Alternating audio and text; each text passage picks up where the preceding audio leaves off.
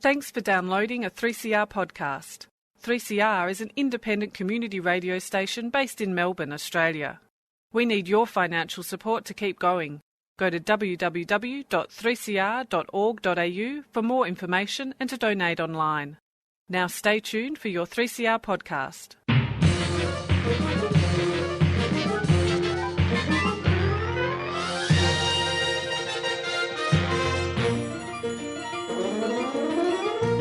Welcome to another episode of Lost in Science. It is the halfest hour of science on the radio that you like. The halfest? The halfest is the most half. It is the most science you could jam into a half an hour that we could find. And we have some stories for you today.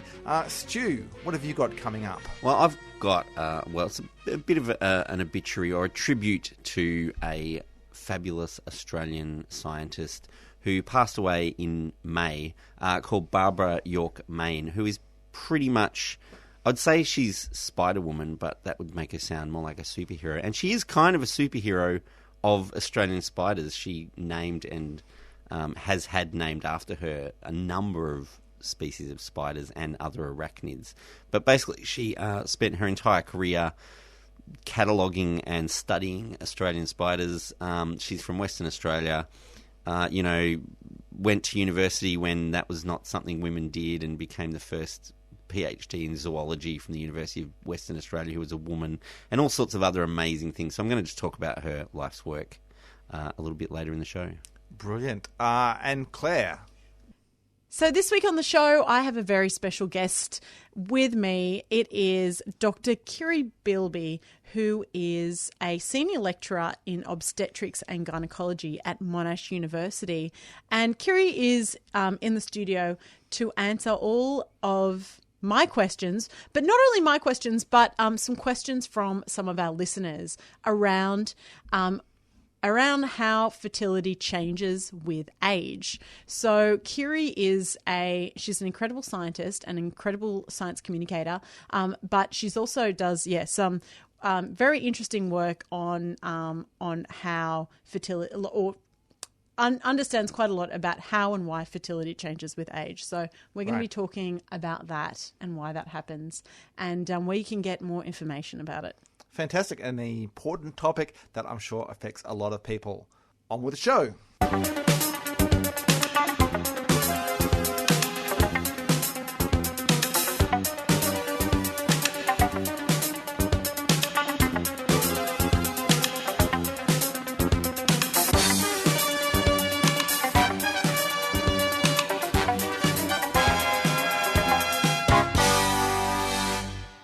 Fairly common fear that many people have is arachnophobia, or so we're led to believe. It seems that people are quite scared of spiders in the world. Yeah, a lot of people are, and isn't that the whole kind of stereotype that Australia, you are more justified being scared of spiders because we have scary spiders? Well, we do have, a lot of parts of the world don't have any deadly spiders, and we've got quite a few packed in here. But the fear of spiders is fairly common and, justifiably so in some cases in Australia. We have that old song about the redback on the toilet seat. But I wanted to talk about someone on the show this week who spent their entire career trying to demystify spiders. So I'm talking about Australian scientist Barbara York Main, who passed away in May. But she was known as the Lady of the Spiders. For her work describing Australian and particularly Western Australian species of spider. So Barbara York was born in Western Australia in a town about 200 kilometres inland from Perth. So if you think of the west coast, you'd go 200 metres away from the coast, and that's where she was born. What's the town? Well, the area is called Wodjil country. Okay. That's named after a species of wattle, which is Acacia neurophylla, which grows throughout the region. It's also very good soil for growing wheat. Oh. And the area is known as Western Australia's wheat belt. But it was native insects that caught Barbara's attention as a child. And she went on to study at the University of Western Australia beginning in 1947, at a time when female graduates were told by people or by visiting dignitaries the Lieutenant Governor of Western Australia at the time told female graduates they should stay home and raise their families once they had their degrees. So that was the kind of time she was living in. Very helpful. It's really, it's a really backwards time for her to be at university. So she went on to ignore him completely and became the first woman to be awarded a PhD in zoology at the University of Western Australia. And went on to work around the world in the field of zoology, focusing sometimes on entomology, but mostly on spiders, so entomology being insects. Mm-hmm. But she decided that arachnids were her real topic of favour that she loved. Is that arachnology or anthropology or...? I guess, I guess that's why the zoology. It's I guess they call it arachnology, possibly. Mm.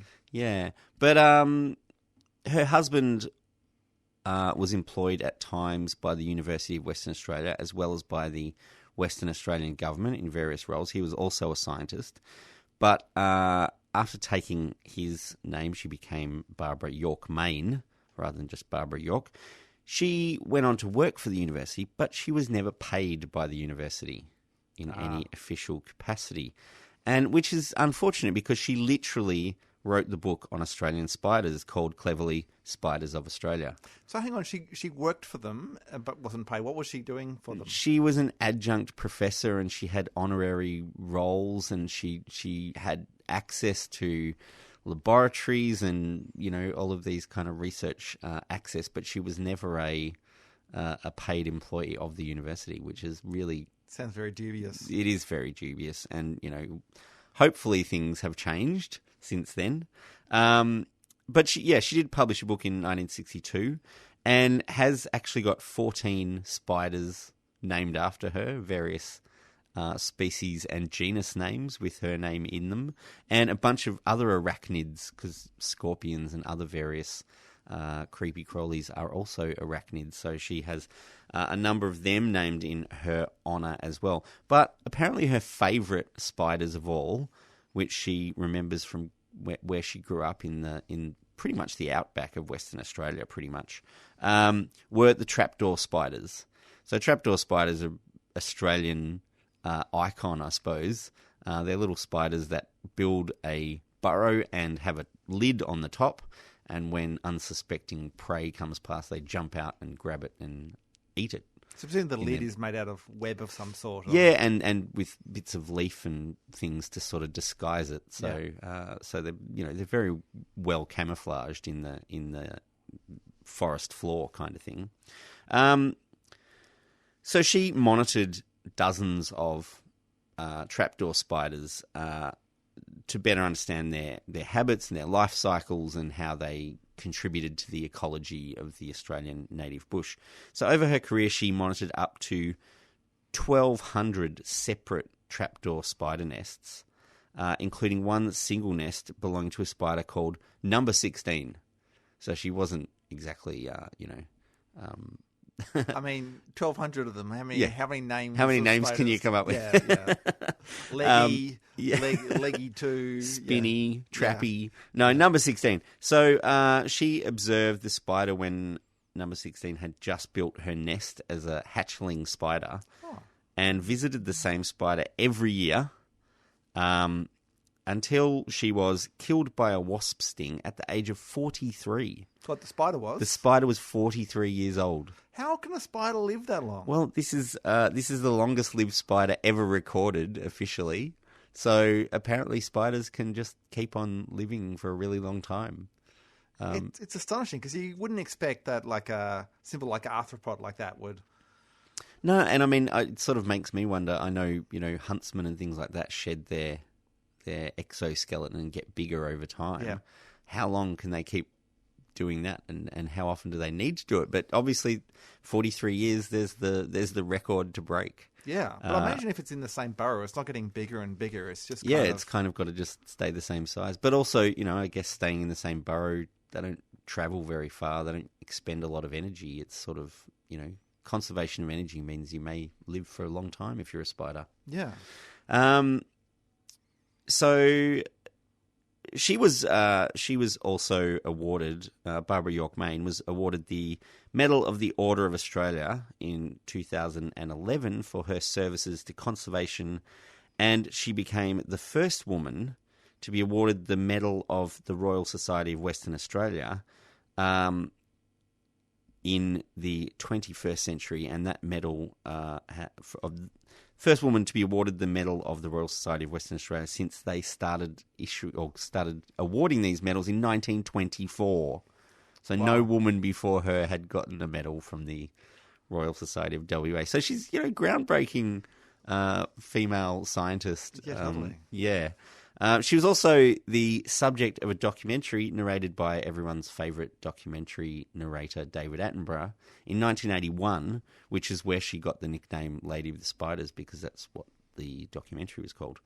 And it focused on her research into trapdoor spiders. So she was also a naturalist. She wrote naturalist books as well. So you can look up one of her books called Between Wodgil and Tor, which was published in 1967.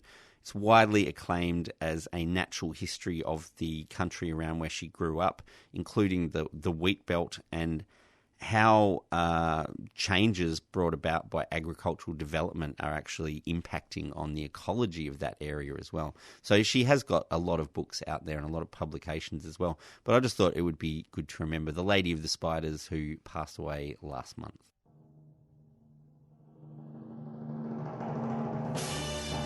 I'm Maggie Adair Pocock, and you're listening to Lost in Science on 3CR.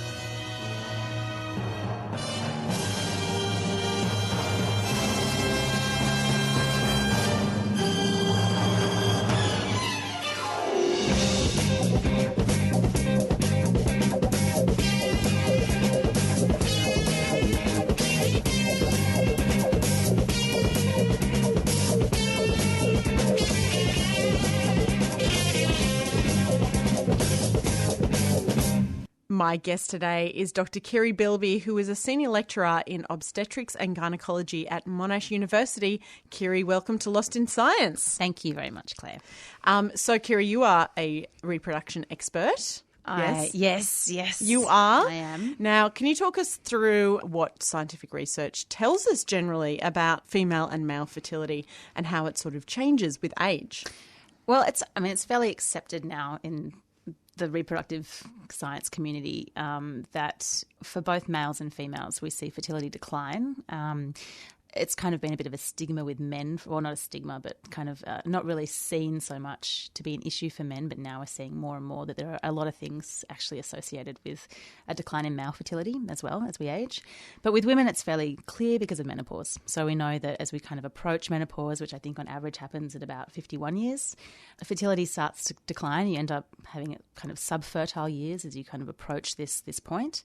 But I think a lot of people are surprised to find out just exactly when fertility starts to decline, and it's actually in your mid-30s, which is, I think, shocking for some people and something that should be kind of more widely, I think, known. And is that the same for men as well? For men, the numbers that get used, it's usually around 40. But it's kind of a different type of issue. It's not so much associated with not getting pregnant, but there's particular diseases we're seeing now associated with male age. So things like autism, they think now are probably quite tightly associated with older sperm. So there's a few things, we're starting to see a bit more evidence here and there popping up for some of these things where we're seeing kind of the quality of semen dropping. So you start to see subfertilities happening, but also with the introduction of particular genetic issues as well. You just mentioned a couple of those sort of new groundbreaking research, but in particular, what are some of the things that we didn't know 10 years ago in human reproduction that we know now? Well, I think probably what's happening is our attitudes towards having children is changing, and so that's starting to bring a lot more awareness towards what we can do with fertility or how far we can stretch it. So, 10 years ago, there weren't as many fertility clinics. People were having children earlier, and so we weren't seeing this kind of stressed out kind of reproductive system that we're seeing now. So on average, with fertility clinics in Australia, we're seeing people or women usually approaching around 36 years. So we're starting to see a lot more evidence of the time when people are starting to seek having children when they thought they probably would still be able to, but have now noticed that it's probably getting a bit harder. With men, it's a bit older. So I think the average male age for seeking fertility treatment's closer to 40. So we see a bit of a difference there. But there's just a lot more technology now to tell us about what's happening with the ovary, what's happening with the endocrine system, and we can pretty much draw really clear conclusions with what happens with decline in particular hormones being produced, with ovarian function, with the number of follicles that grow on the ovary. And it's pretty obvious from looking at different ages that things start to drop kind of gradually in the mid-30s, but by late 30s it becomes quite severe. Kiri, what is it in women that makes fertility decline with age? Yeah, Claire, it's a good question. There's probably two aspects to the question to think about. The first is, well, their quantity and quality essentially of eggs. So the first one's quantity, and every female child that's born is born with the number of eggs that she'll have for her entire life. So we don't make eggs as we get older. And so menopause is essentially when you run out of eggs. That's kind of our body going, okay, factory's shut down, we're done, we can't make any more, no more babies coming out of this. And so what we start to see when you kind of get to your mid-30s and onwards is that we just see less and less eggs starting to be recruited by the ovary. So by that I mean like every month. Humans are mono-ovulatory, they only ovulate once. But what will happen at the start of every menstrual cycle is maybe 8 to 15 follicles will start to be recruited, and one of those will win, essentially. So one of those will kind of become the dominant follicle, the rest of them will be suppressed, and this one is the one that will ovulate and, if fertilised, become the baby. And what we see over time is that less and less follicles are getting recruited. So we just have less. And while on average you might ovulate once a month, you can have months where you don't ovulate at all, or you can have months where you could have multiple ovulations. As you get older, this machinery breaks down, so we don't have such strong signalling anymore. So you might only have 8 ovulations a year instead of 12, which obviously is going to reduce your chance of getting pregnant at any kind of point in that year. So that's the quantity issue. The quality issue comes with just the way that eggs segregate their chromosomes. And what we see is, again, the machinery in charge of pulling apart chromosomes kind of starts to break down a little bit as we age. And we can end up with eggs that have too many chromosomes or not enough. And a good example of this is Down syndrome. So this is something called trisomy 21. So chromosome 21, there's 3 copies instead of 2, and we end up with an abnormality. What usually happens, and we start to see more and more abnormalities taking place in older eggs, is that usually they'll lead to miscarriage. So there's only 1 or 2, I think, genetic disorders that will actually lead to a live birth. Down syndrome is one of them. But we will start to see a lot of miscarriages. So not only is your chance of getting pregnant harder, but your chance of maintaining a pregnancy or having good implantation is also harder. So it's kind of a double-edged sword, unfortunately. More than ever, I guess we have the tools to be able to tell what's actually going on, what could be the blockages or what could be the reasons why fertility is dropping. Yeah, we're picking up new markers all the time. So there's one called anti-Müllerian hormone. It's a hormone that's produced in really small quantities in growing follicles, which are kind of pre-eggs, I guess. So eggs grow in these follicles. And obviously the more eggs that you have, the higher your level of anti-Müllerian hormone or AMH would be in your blood. And we can see that with age, we see a drop in AMH, and by the time you've hit menopause, there's no AMH left. So it's a really clear relationship between what's happening on the ovary and what we can measure. So that's changed. But also just with ovarian scanning, like we've got some great scanning technology. We can look at an ovary. We can see exactly what's happening throughout the month. So you can see how many follicles are left, how many are being recruited, are we getting ovulations, and we can tell that function declines over time. So there's not much mystery there in terms of age-related infertility. We know it's definitely related. You're listening to Lost in Science across Australia on the Community Radio Network, where Claire is talking to Dr Kiri Beilby about how age affects fertility.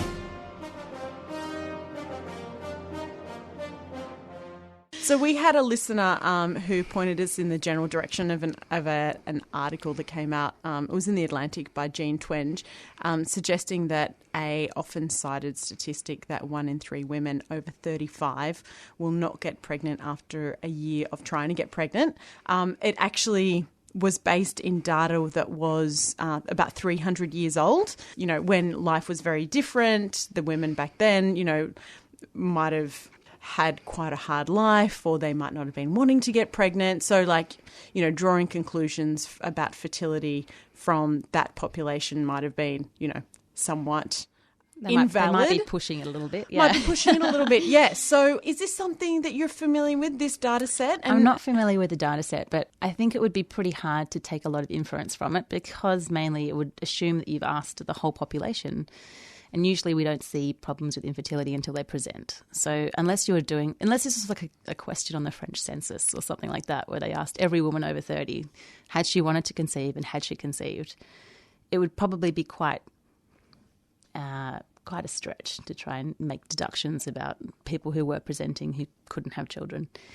And we still see that now. So Australia, actually most of the world's pretty good at collecting fertility data these days, because we have a lot of clinics. In Australia alone, it was 81,000 cycles in 2016, so it's the latest data set that we have that's complete. And UNSW, the University of New South Wales, they collect data from every clinic every year now, so we can kind of build up these huge databases to see what's happening. Of those patients, those 81,000 cycles that kind of went through, as I was saying before, the average age of people accessing that treatment was kind of mid to late 30s. Not everyone who goes into that walks out with a baby, and the pregnancy rates for 2016 were about 18%. So the majority of people walking into a clinic are walking out without a baby. So it's another thing to be kind of, I think, to link to this. If I was going to have a message to link to this, I would link that. I think a lot of people rely on the fact that we have treatments, so we have options, but don't realise that age doesn't defy those options either. So it's still much harder to go to a clinic as an older woman and get treatment. Your chances are still much lower than they would be otherwise. So what's the best way to get reliable data about decreasing fertility rates in a population then? I think the thing that's difficult with trying to figure out what's happening in a population is that with reproduction, you'd essentially have to ask everybody if they have tried to have children and if they were successful. And we don't often run around with a clipboard asking everybody what's happened. Yeah, I mean, people have kids at different ages. People have kids and don't want to tell anybody about it. People sometimes don't have kids. Yes. So there's a lot of things that come into that, especially if it becomes, a psychological or a sociological issue as well, that we kind of pulls away from the science of that. What you can do is you can ask people who've had children, so you know definitively that they've had a child, how old they were when they had the child and how long it took them to get pregnant. And most of the time what you'll see is that if you've had children younger, it was much easier to conceive and to have the baby, and it tends to be a lot harder later on. So you're asking people straight up, how many months were you having sex before you? Essentially, how long were you trying for? How long were you trying? Yeah. And that period of time is shorter? Generally speaking. In general, it's a lot shorter. Younger. Yeah. The definition for infertility at the moment in Australia is having unprotected sex for a year and not conceiving. So that's essentially the way we describe someone as infertile. Maybe a better way of putting it is subfertile, because we don't necessarily know that they can't have kids. It just hasn't happened in this defined period of time. But that's usually when we say to people, well, you should start thinking about going to a clinic, thinking about what you want to do, how you want to approach reproduction. But generally, it's just a lot easier below 35. We see it in clinics all the time as well. Even age age makes things harder in clinics. And I think some of the best data we have to look at this is that it's really down to the age of the oocyte. It's got nothing to do with the uterus. And by the oocyte, you mean? The egg. Yes. Right. So there's two types of what we call cycles in IVF clinics. A cycle is just generally a menstrual cycle, and it's how we manipulate that cycle to try and get a woman pregnant within that kind of general hormone cycle. You can have something called an autologous cycle, which is where a woman will use her own egg to get pregnant, and you can have something called a donor cycle, where a woman will use a donor egg to get pregnant. And what we can see is that it doesn't matter what age you are, as long as the donor egg is young, then your chances of getting pregnant are fairly similar. But if you're older and you use an older egg or your own egg and you're already kind of late 30s, the chances are pretty hard. So we can actually get postmenopausal women pregnant by using donor eggs. I mean, that's something that is possible. So we know that the age of the egg is crucial, whereas the age of the woman actually doesn't matter that much. She can maintain and have a healthy pregnancy in her late 30s, early 40s, late 40s.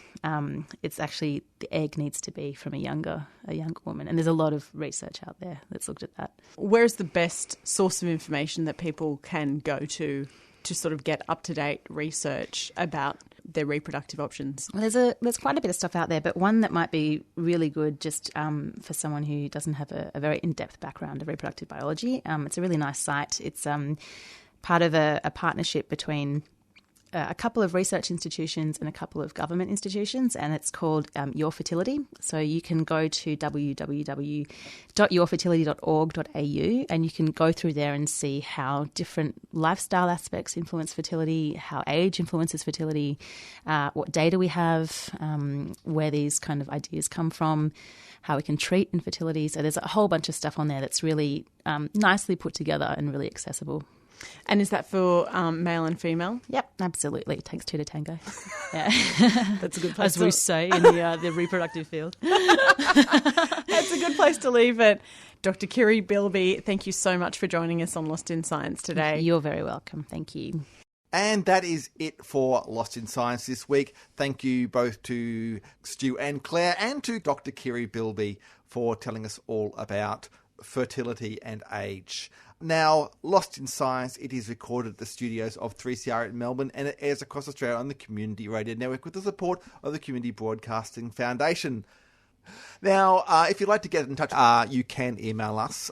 We can be found at lostinsci@gmail.com. We can also be found on Facebook. We are Lost in Science on 3CR. We can also be found on Twitter. We are at Lost in Science 1. And we are, where else are we? We're on podcasts, apps all over the place. You can download us. If you have an opportunity to give us a good rating and review, please do so, because that helps spread the Lost in Science love. Or you can just listen to us on the radio when, same time every week, Stu, Claire and Chris get Lost in Science.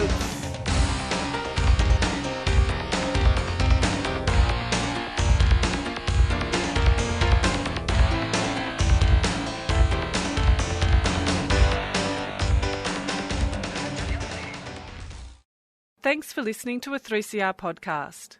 3CR is an independent community radio station based in Melbourne, Australia. We need your financial support to keep going. Go to www.3cr.org.au for more information and to donate online.